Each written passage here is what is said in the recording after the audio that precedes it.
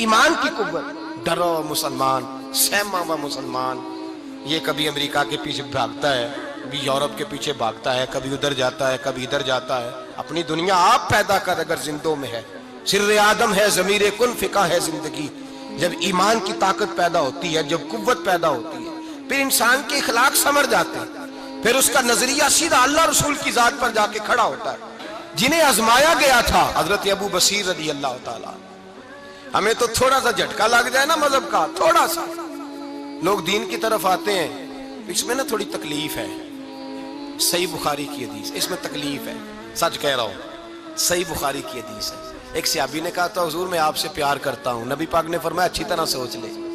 میں سوڑیا نہیں پیار ہے. فرمایا چل پھر سوچ لے. حضور بڑا پیار ہے. میں سوچ لے. کہا محبوبہ بڑا پیار ہے. نبی پاک نے فرمایا پھر تیاری کر لے. جس طرح گہری جگہ پہ پانی تیزی سے آتا ہے، تیری طرف مشکلات بھی تیزی سے آئیں گی، تیزی سے. یہ شہادت گاہ الفت میں قدم رکھنا ہے.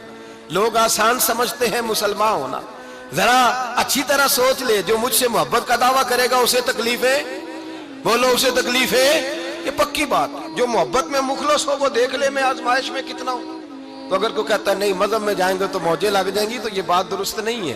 یہ تو بڑا مشکل کام ہے. یہ تو اس سے پوچھو نا جو اس منصب پہ ہے. یہ کٹھن مرحلہ ہے، کٹھن. یہ شہادت گاہ الفت میں قدم رکھنا.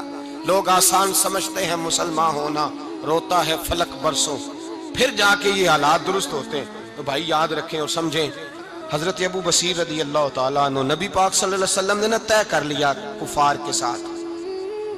حدیبیہ کی جنگ ہوئی تو فرمایا اگر کوئی مسلمان مکے چلا جائے گا تو کافر کہنے لگے ہم واپس نہیں کریں گے، اور اگر کوئی کلمہ پڑھنے والا ستایا ہوا مسلمان مدینے آئے گا تو مسلمانوں کو واپس کرنا پڑے گا، کرنا پڑے گا. مسلمان اپنا بندہ نہیں رکھ سکتے. اور مسلمانوں کا کوئی شخص غلطی سے بھی مکے چلا گیا تو مکے والے واپس نہیں کریں گے. حضرت ابو بصیر رضی اللہ تعالیٰ عنہ صحابی تھے. باپ نے، بھائی نے، محلے والوں نے قید کیا ہوا تھا کلمہ پڑھنے کی وجہ سے. پیروں میں زنجیریں تھیں، بیڑیاں تھیں. کسی طریقے سے جیل توڑ کے دوڑے مدینے پہنچے. کہتے ہیں رستے میں کسی آدمی کے ساتھ گھوڑے پہ کچھ دیر بیٹھا، پھر پیدل چلا. صحابہ کہتے ہیں اتنا دردناک منظر بڑا کم ہم نے دیکھا. ابو بصیر جس گلی سے گزرتے وہاں خون پھیل جاتا، ان کی ٹانگیں خون سے کٹتی، وہ زنجیریں بندھی ہوئی. در رسول پہ حضور میں بھاگ کے آیا ہوں. کہتے ابھی نبی پاک صلی اللہ علیہ وسلم ان کی بات سن ہی رہے تھے کہ پیچھے سے قریش کے 2 سپاہی بھی آ گئے. کہنے لگے یہ بھاگ کے آیا ہے اور آپ کا وعدہ تھا کہ آپ واپس کریں گے. چشم زدن میں ذرا سوچنا، چشم زدن میں تھوڑی دیر کے لیے غور کرنا کہ ہمیں ہمارا استاد، ہمارا پیر دھتکار دے کہ جا دوڑ جا، تو کہتے ہیں بسم اللہ جناب یہ جا رہے ہیں. ایمان کی پختگی دیکھیں. اس نے تو ہمیں نکال ہی دیا جی. وہ کیسا بندہ ہے؟ یہاں تو کسی کے یہاں کوئی فاتحہ پڑھنے نہ جائے تو لوگ بگڑ جاتے ہیں. کہتے ہیں اس نے سلام نہیں لی، فاتحہ نہیں پڑھی، بس ختم، اس کو احساس ہی نہیں. حضرت سیدنا ابو بصیر سامنے کھڑے، سامنے 2 سپاہی آ گئے. ذرا دیکھیے ایمان کی پختگی، ایمان، یقین اور استقامت. امام بہقی نے دلائل کے اندر لکھا ہے، فرماتے ہیں نبی کریم صلی اللہ علیہ وسلم نے ان کی طرف دیکھا تو حضور کی مقدس آنکھیں آنسوؤں سے بھر گئیں. حضور نے فرمایا ابو بصیر تیری تکلیف مجھے نظر آ رہی ہے، پر میں نے وعدہ کیا ہوا ہے. میں نے وعدہ. بھائی یہاں ڈٹ کے رہنا بڑا مشکل ہے، یہاں قائم رہنا بڑا کٹھن مرحلہ ہے. یہاں آزمائش کے موقع پر دین پر انہوں نے تو رکھا ہی نہیں. لوگ تانے دیتے ہیں، باتیں کرتے ہیں، رکھا ہی نہیں. تو پھر ان کا بنتا ہے. حضور نے فرمایا تجھے جانا پڑے گا. صحابہ کہتے ہیں پورے مدینے میں ایسے تھا جیسے سوگ کا سما ہو. جب وہ 2 سپاہی حضرت ابو بصیر کو پکڑ کے لے جا رہے تھے تو وہ پلٹ پلٹ کے پیچھے دیکھتے تھے، پلٹ پلٹ. پیروں میں خون ہے، آنکھیں آنسوؤں سے بھری ہوئی. فرماتے ہیں جب وہ پلٹ رہے تھے تو مدینے کی گلیاں بھی رو رہی تھیں. میرے نبی پاک جب وہ آنکھوں سے اوجھل ہو گئے تو حضور بیٹھ گئے زمین پہ. نبی پاک نے رونا شروع کر دیا. فرمایا اللہ تو نے اس شخص کی مدد فرمانی ہے، اس پر کرم کرنا ہے، اللہ اس کا خیال فرمانا. اس کے لیے دعا کی. حضور روئے. حضرت ابو بصیر باہر نکلے تو وہ جو کافر تھے نا وہ کہنے لگے تو بڑا بنتا تھا ان کا، انہوں نے تجھے رکھا نہیں، تجھے رکھا بھی نہیں. تو حضرت ابو بصیر نے تھپڑ مارا منہ پہ. کہنے لگے میں وہ نہیں جو تھوڑی سی بات سے بدل جاؤں. ایمان، یقین اور استقامت کی دولت ملی ہوئی ہے. آپ فرمانے لگے میرا تو ایمان اور پختہ ہو گیا ہے کہ میرا نبی اپنے وعدوں کا بڑا پابند ہے. میرا رسول اپنے وعدوں کا بڑا پابند ہے۔ حضرت ابو بصیر کہتے ہیں مدینے کی سرحد گزر گئی تو میں نے کھینچی تلوار ان میں سے ایک سپاہی، اب آؤ میرے مقابلے میں جس نے آنا ہے۔ ایک کو مارا، دوسرا بھاگ گیا۔ فرماتے اب میں مکے جا نہیں سکتا تھا، جاؤں گا تو وہ زیادہ ماریں گے، مدینے حضور نے قبول نہ فرمایا۔ فرماتے ایک جنگل میں جا کے العیس نام کی ایک بستی تھی، وہاں ڈیرا لگا لیا، دریا کے کنارے، پانی پی لیتا، پتے کھا لیتا، تن تندور ہڈاں دا بالن تے اسی ہاواں نال تپایا، کپ کپ مکیاں پیڑے کیتے تے اتوں صبر پلے تھل لایا، تن دی ہانڈی تے من دا سالن اتے لون صبر دا پایا۔ غلام فریدا وے میں ساری تیری، غلام فریدا وے میں ساری تیری، تینوں وجہ یقین نہیں آیا۔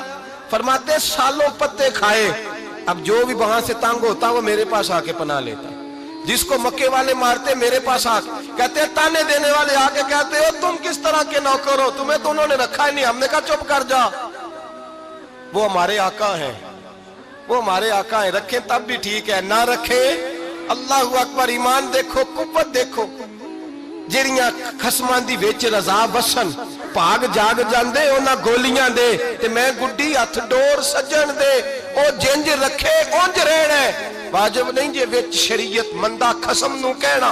فرمایا بس ٹھیک ہے، جس طرح حضور راضی ویسے ہی ہم راضی۔ حضرت ابو بصیر رضی اللہ تعالیٰ عنہ کے پاس 300 صحابہ کٹھے ہو گئے، 300۔ حضرت ابو بصیر جب مدینے کی سرحد سے گزر رہے تھے نا تو نبی پاک نے ایک آواز دی تھی، فرمایا ابو بصیر ایک وقت آئے گا کہ میرا پیغام تجھ تک پہنچے گا، ایک ٹائم آئے گا۔ حضرت ابو بصیر سے جب کوئی کہتا نا کہ زندہ کس بات پہ ہو تو فرمانے لگے مصطفیٰ کے فرمان پہ بڑا یقین ہے، بلاوا آئے گا، مجھے بلاوا، مجھے یقین ہے کہ مجھے بلاوا بڑی ہوئے ہیں، کرم کی جب نظر ہو مجھے یقین ہے کہ مجھے بلاوا۔ حضرت ابو بصیر رضی اللہ تعالیٰ عنہ فرماتے ہیں کہ وقت گزرتا گیا، 300 لوگ کٹھے ہو گئے۔ جب کوئی مسلمانوں کا قافلہ مکے کے پاس سے گزرتا تو مکے والے لوٹ لیتے تھے۔ حضور نے بھی اجازت دی مدینے والوں کو، اگر ان کا قافلہ کوئی آئے تمہیں بھی حملے کی اجازت ہے، کفر کا مال مال غنیمت ہے۔ حضرت ابو بصیر کہتے ہیں جب بھی ہمارے قریب سے وہ رستہ تھا شام کی طرف جانے کا، جب بھی کافر گزرتے ہم ان کے قافلے پکڑ لیتے، لوٹتے، ہم بھی ان کو اس طرح کی سزا دیتے جو مسلمانوں کو دیتے تھے۔ فرماتے ان کا جینا محال ہو گیا، ہاتھ باندھ کے نبی پاک کی بارگاہ میں گئے، کہنے لگے یہ شرک ختم فرما دیں اور آپ ان کو بلا لیں، بلا لیں۔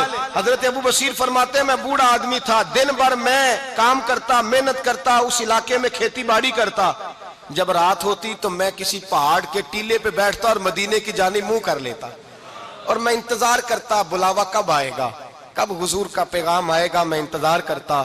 حضرت ابو بصیر رضی اللہ تعالیٰ عنہ بیمار ہو گئے، شدید بیمار، سخت بیمار تھے تو قریش نے شیخ ختم کی۔